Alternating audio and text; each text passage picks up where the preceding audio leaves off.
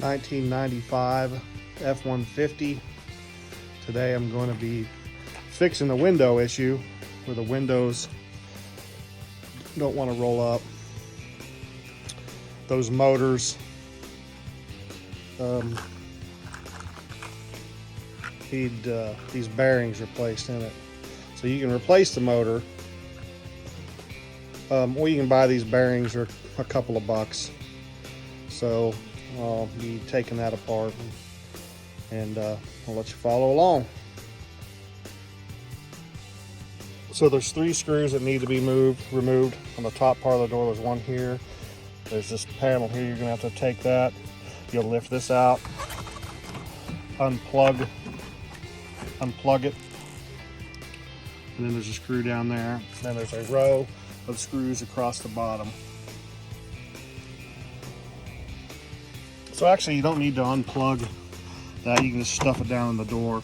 And then there's push pins behind this, and you just start slowly just working it loose. I'll show you what it looks like when I get it off. So once the door panel's off, you got to remove this piece of plastic. I'll show you a little trick with this to put it back on. It should peel off pretty easy. But once you peel this off, just peel off about halfway, because the motor's, I believe, here towards the front. You don't have to take it completely off, but you can use a spray adhesive to put that back on, and it doesn't stick so bad that you can't get it back off. It works pretty well to put it back up there, and it'll hold it up there. Okay, so Ford, in their infinite wisdom, when they put these doors together, they assembled all of the door guts for the window inside.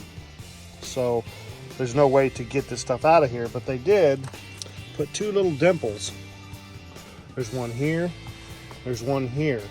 There's actually a 3rd dimple down here. Don't confuse that when you want these 2 upper dimples, and you'll have to drill. They put those dimples there so you can drill that out, so you can get a socket in there to take the bolts holding that motor on. So we'll get ready to do that. So there's the hole. So what I did was used a hole saw. I believe that's a 1-inch hole saw, and it'll punch the holes right in there. Go ahead and do this top one. Doesn't line up very good, but I think we can get it. So, okay, so both holes are punched. Now you can see the bolts behind, inside there. I think you can maybe see that in there. This one, you probably could have got a wrench, a small wrench or something on there behind there, and avoided putting a hole in it, but it's going to get covered up and nobody's ever going to see it. So all right, so now I'll go ahead and take the motor out.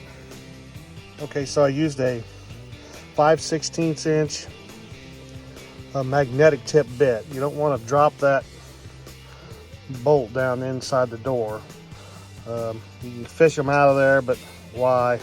Just get something magnetic so you don't lose it down in the door. Okay, so the motor's out. There is a total of 3 bolts holding this motor on there. I think I said 2. I think I was just thinking because I had to drill those out. But there's a 3rd one that you can see right here where it goes, that you can get to from this opening. And this opening is where you'll fish the motor out through. Once you get those 3 bolts off, the motor just falls right off, and then you can fish it out that hole. So I'll disconnect this motor and we'll take it to the bench and we'll take it apart. Okay, so mind my mess. I got 1,000 things going on around here. I don't ever do any of them.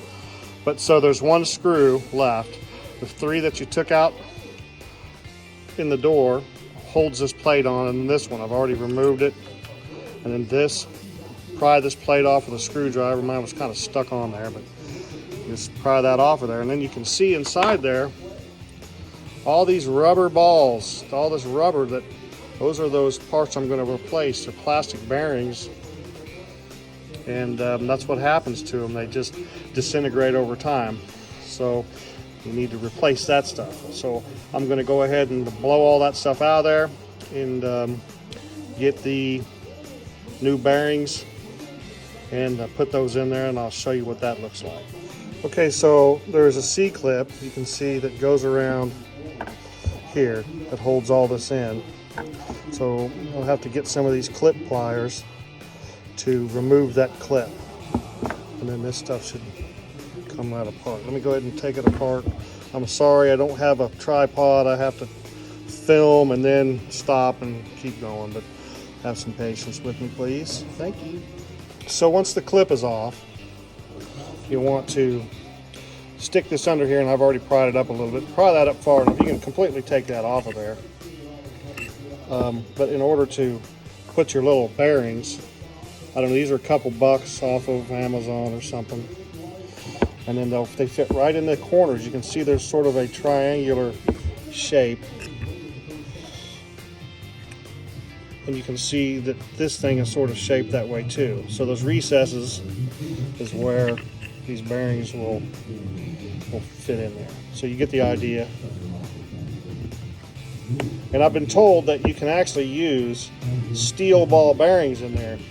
But the reason why they're rubber is so if your kids get their head caught in the window, it doesn't crush their skull. So anyways, I'm going to go ahead and put those in, and I'll show you what that looks like when I'm done. So I got all the bearings in there. You can see that. They was kind of a pain in the butt, I'm not going to lie. Got to kind of force them in there. I took it over the truck and plugged it in, make sure everything's turning correctly. But yeah, those were kind of hard ones to put in. So yeah, everything's back together. The clip was put back on here, and then I sprayed the whole thing down with some white lithium grease to help lubricate it. There's a seal that goes over here, and then I'll put the cap back on, and we'll put it back in the truck. Okay, so now she's back together. We'll just take it over to the truck and put it back in the truck. Putting this lid back on this thing, you can see that right there it's crimped a little bit, so I was having trouble getting past it. Crimp that in the factory, so you can't supposedly just take that off. You see that where it's crimped there. Once you get that over there, it fits on pretty flat. Put the one screw we took out, and then those are the 3 bolt holes that go into the mechanism in the door. Okay, so the motor's back in there. This screw that you don't have to drill out for is kind of a booger. It's in there at an angle. You might have to use a wrench or an elbow on your socket to get that in there, but it goes on. So now when you put that motor in there, you want to make sure when it goes in there that the motor part itself is facing downward, because you can probably put it in at different angles. You just want to make sure it's facing downward, and that's it. So now we'll just put the panel back on, and I'll show you how I just used some spray adhesive to put that original dust cover back on the door. I'll show you that next. So this is the brand. I don't know if it's a copyright thing, but this is a brand I use. So basically what I've done is I put the plastic back up there. I haven't sprayed it on there, made sure that all my wires are pulled through and where they needed to be. And then I'll just peel this back a little bit at a time and just put a little extra adhesive on there. It doesn't stick so much that you cannot peel it back off, because I've been in this door before, and I use this adhesive so you can see it comes back off. So I'll just take some and spray a little bit in those spots, and then just stick it back down, and it holds it pretty good. So if you want to reuse your old plastic dust screens, covers, or whatever you call them. So that's what I do. So now to put the panel back on. I guess before I put the panel back on, it might be a good idea to test to make sure the window's rolling up and down. Let's do that. That's probably a smart thing to do. Here.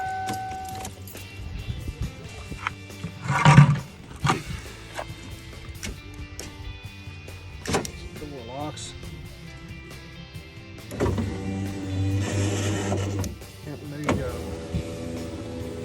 good as new. Great, now I can go to the drive-up window again. All right, so there's that. That seems to be working like it should. So now we'll just put the door panel back on the way it came off, and we'll be done. So, all right. Okay, so the panel is back on. Making sure when you put it on that your push pins line up with their holes so you don't smash them flat. I need to get new door panels for this. They're starting to crack. This truck's to 95. It's getting old, but I love the dang thing. So, but anyway, that's it. I'm going to go ahead and do the other side. You guys get the gist. So that's it for this video. I hope it helped you. Like and share. Hell, subscribe. I'll keep trying to make videos if people like them. So anyways, thanks for watching. See you later.